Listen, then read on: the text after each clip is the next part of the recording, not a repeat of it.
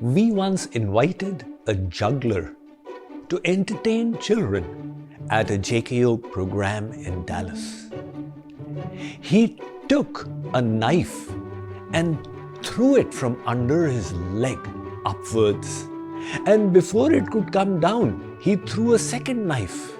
And then he threw the third one just in time to catch the first knife. I was astounded. He was juggling 3 knives with his hands going all over his body. It was such a precision skill where a slight mistake would have cut his hand. But he was doing it perfectly. How did he manage it? Did he have a yogic siddhi?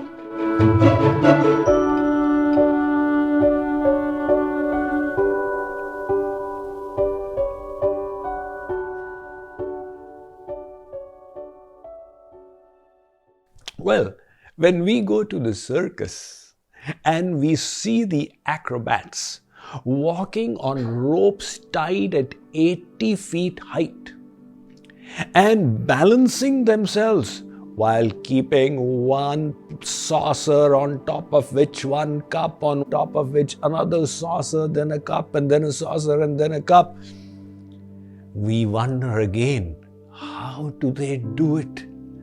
Do they have mystic abilities? Well, all of us have some amount of expertise, and those who don't know the secret would conclude the same about us, that we have yogic siddhis. Consider, for example, a villager who has never seen a typewriter comes to the city and looks at you as your fingers fly on the computer keyboard, typing at the speed of 60 to 100 words a minute. That villager will also conclude, my, this guy's brain thinks so fast. How does he do it? He's got mystic powers. Well, not really. In each of these cases, it was just the consequence of practice. So how does our brain cooperate in enabling us to master skills? This is important to understand. The first step is called conscious incompetence, where we apply our complete attention to the task and yet are inept at it. Like when children first sit on the bicycle, they find they need to multitask, maintain the balance, grip the handle, press the pedal, and look in front. They do it extremely attentively, and yet the cycle falls.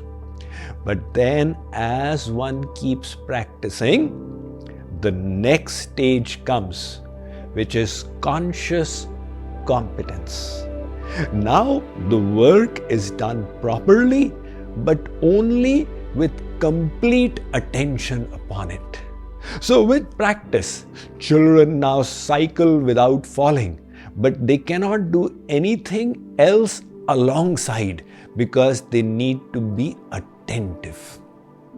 And as the practice continues, the third stage comes, which is unconscious competence. Now the subconscious steps in and the stage of automacity is reached, where the subconscious enables us to do the task competently even without paying complete conscious attention to it.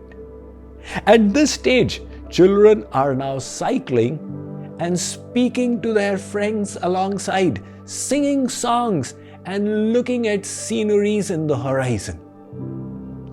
So, this learning process is enabled by the neurons in our brain.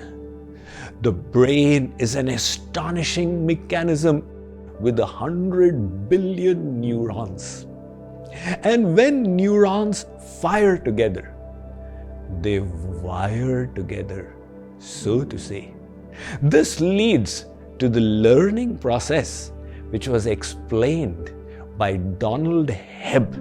Let me read about it to you from my latest book, The Power of Thoughts. The Hebbian Theory of Neuroscience. A neurologist called Donald Hebb was the first to postulate how neurons get rewired. His ideas are today widely accepted as the Hebbian theory of learning.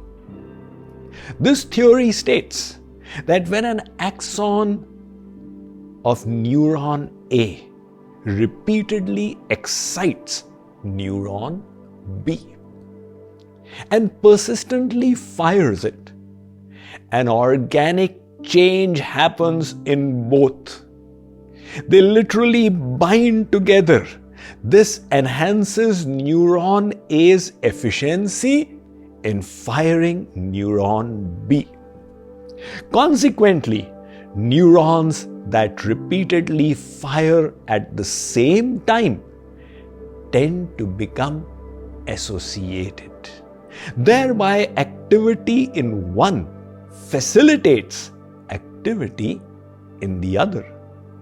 It results in the learning process, which enables us to master any skill. The same principle holds for any activity, such as typing, driving, music, and so on. The Hebbian theory of neurolearning can also help us understand why constant revision is necessary to sustain a skill. For when we stop practicing, those neurons start going back to their original state.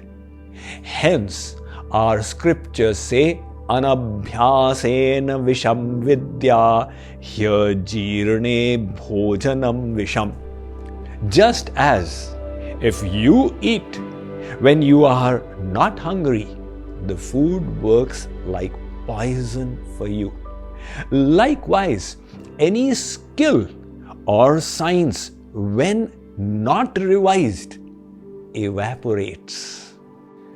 The good news is that a skill that may have been forgotten can very easily be revived with only a little bit of practice, because those neural connections now do not need much to be re-established.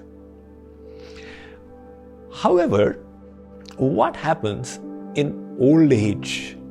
Is learning still possible?